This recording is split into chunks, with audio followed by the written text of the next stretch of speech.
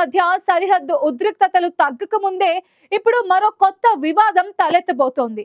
Afghan Taliban ప్రభుత్వం తాజాగా ప్రకటించిన నిర్ణయం పాకిస్తాన్ నీటి భద్రతను కుదిపేసేలా మారింది.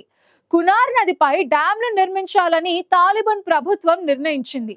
ఎంత త్వరగా వీలైతే అంత త్వరగా నిర్మాణం పూర్తి చేయాలని ఆదేశాలు జారీ చేసింది. విదేశీ కంపెనీల కోసం వేచి ఉండకుండా ఆఫ్ఘన్ దేశీయ కంపెనీస్ తోనే ఒప్పందాలు చేసుకోవాలని స్పష్టం చేసింది.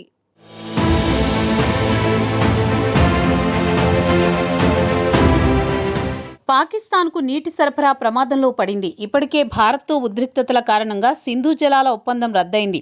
దీంతో పాకిస్తాన్కు నీటి సరఫరాపై ఆందోళన నెలకొంది. ఇప్పుడు ఆఫ్ఘనిస్తాన్తో తలెత్తిన వివాదం కూడా పాకిస్తాన్కు వచ్చే నీటిపై ప్రభావం చూపిస్తోంది. లక్షల సంఖ్యలో మా ప్రోగ్రాంలను చూస్తున్నారు, కానీ అందులో 15% మంది మాత్రమే సబ్స్క్రైబ్ చేసుకుంటున్నారు. దయచేసి iNews ఛానల్ను సబ్స్క్రైబ్ చేయండి. బెల్ బటన్ పై క్లిక్ చేయడం మర్చిపోకండి. Thank you. అక్టోబర్ 24న తాలిబాన్ సుప్రీం లీడర్ మౌలవీ హిబతుల్లా అఖుంద్జాదా ఆదేశాల మేరకు తాలిబాన్ ఉప సమాచార మంత్రి ముహాజిర్ ఫరాహీ కీలక ప్రకటన చేశారు. ఆఫ్ఘనిస్తాన్ నీటి సార్వభౌమత్వాన్ని కాపాడుకునేందుకు కూనార్ నదిపై డ్యాంలు నిర్మించాలని నిర్ణయించింది. కూనార్ నది ఆఫ్ఘనిస్తాన్ హిందూ కుష్ పర్వతాల నుంచి ప్రారంభమై కూనార్, నంగర్హార్ ప్రావిన్స్ల ద్వారా ప్రవహించి పాకిస్తాన్ ఖైబర్ పఖ్తూన్ఖ్వా ప్రాంతంలోకి వెళ్లి కాబూల్ నదితో కలిసిపోతుంది. ఇది పాకిస్తాన్కు వ్యవసాయం, విద్యుత్ ఉత్పత్తికి కీలకమైనది. ఇప్పుడు ఈ నదిపై ఆఫ్ఘనిస్తాన్ డ్యాం నిర్మిస్తే అది పాకిస్తాన్కు ఎదురు దెబ్బ తగిలినట్టు అవుతుంది. ఈ డ్యాంలు ఎంత త్వరగా సాధ్యమైతే అంత త్వరగా నిర్మించాలని ఆదేశాలు జారీ చేశారు. తాలిబాన్ ఉప సమాచార మంత్రి ముహజ్జిర్ ఫరాహీ జలవనరుల శాఖకు ఈ ప్రాజెక్టుపై వెంటనే పని ప్రారంభించమని ఆదేశించారు. అంతేకాకుండా విదేశీ కంపెనీల కోసం వేచి ఉండకుండా ఆఫ్ఘన్ దేశీయ కంపెనీలతో ఒప్పందాలు చేసుకోవాలని స్పష్టం చేశారు.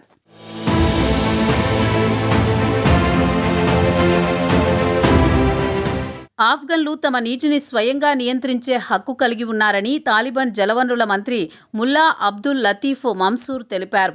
అయితే ఇది కేవలం డ్యాం నిర్మాణ ప్రాజెక్టు మాత్రమే కాదని ఆఫ్ఘనిస్తాన్ తన నీటి సార్వభౌమాధికారాన్ని ప్రకటించే అడుగుగా భావించవచ్చని నిపుణులు చెబుతున్నారు.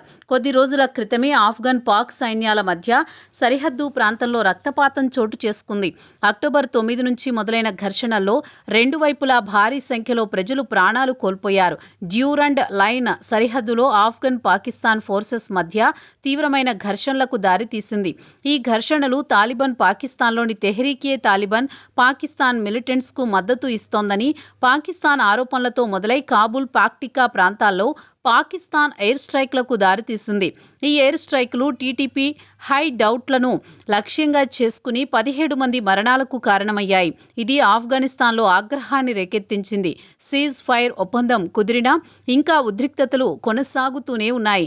ఈ ఘర్షణల సమయంలో పాకిస్తాన్ సైన్యం తెహ్రీకే తాలిబాన్ పాకిస్తాన్ స్థావరాలను లక్ష్యంగా చేసుకుని కాబూల్, నంగహార్ వంటి ఆఫ్ఘన్ ప్రావిన్సులపై వైమానిక దాడులు చేసింది. అలాంటి పరిస్థితుల్లో తాలిబాన్ ప్రభుత్వం ఈ డ్యాంల నిర్ణయం తీసుకోవడం పాకిస్తాన్కు ప్రత్యక్ష హెచ్చరిక లాంటిదిగా కనిపిస్తోంది.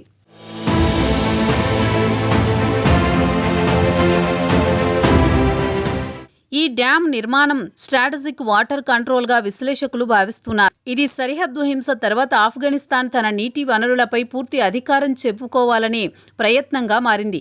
ఈ చర్య ఆఫ్ఘనిస్తాన్కు విద్యుత్ ఉత్పత్తి, వ్యవసాయానికి మేలు చేస్తుంది. కానీ పాకిస్తాన్కు ఖైబర్ పఖ్తూన్ఖ్వా ప్రాంతంలో నీటి కొరతను తీవ్రతరం చేస్తుంది.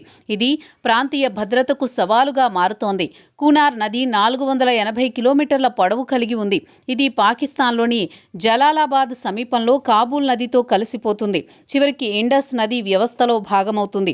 ఈ నది పాకిస్తాన్లో చిత్రాల్గా పిలువబడుతుంది.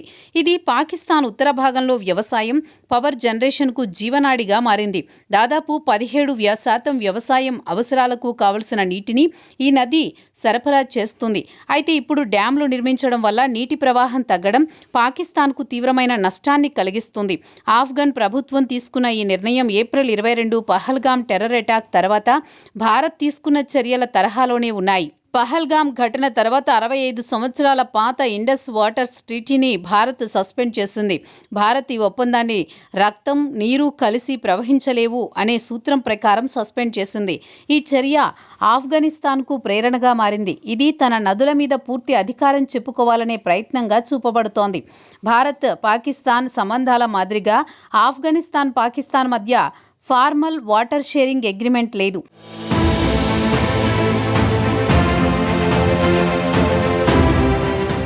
ఈ పరిణామాలతో పాకిస్తాన్ ప్రభుత్వం తీవ్ర ఆందోళన వ్యక్తం చేస్తోంది. ప్రస్తుతం ఆఫ్ఘనిస్తాన్, పాకిస్తాన్ మధ్య ఏ విధమైన అధికారిక నీటిని పంచుకునే ఒప్పందమూ లేదు. అందువల్ల పాకిస్తాన్కి అంతర్జాతీయ చట్టపరమైన మార్గాలు చాలా పరిమితంగా ఉన్నాయి. ఇక తాలిబాన్ ప్రభుత్వం ఏకపక్షంగా ఈ ప్రాజెక్టును ముందుకు తీసుకువెళుతోంది. ఇస్లామాబాద్ దానిని అడ్డుకునే అవకాశాలు కూడా లేవు. ఇక పాకిస్తాన్ ప్రస్తుత ఆర్థిక సంక్షోభం, ఇంధన కొరత పరిస్థితుల్లో ఈ నీటి సరఫరా కూడా తగ్గిపోతే దేశం మరింతగా వ్యవసాయ, ఆహార భద్రతా సమస్యలలో చిక్కుకోవచ్చని ఆర్థిక నిపుణులు హెచ్చరిస్తున్నారు.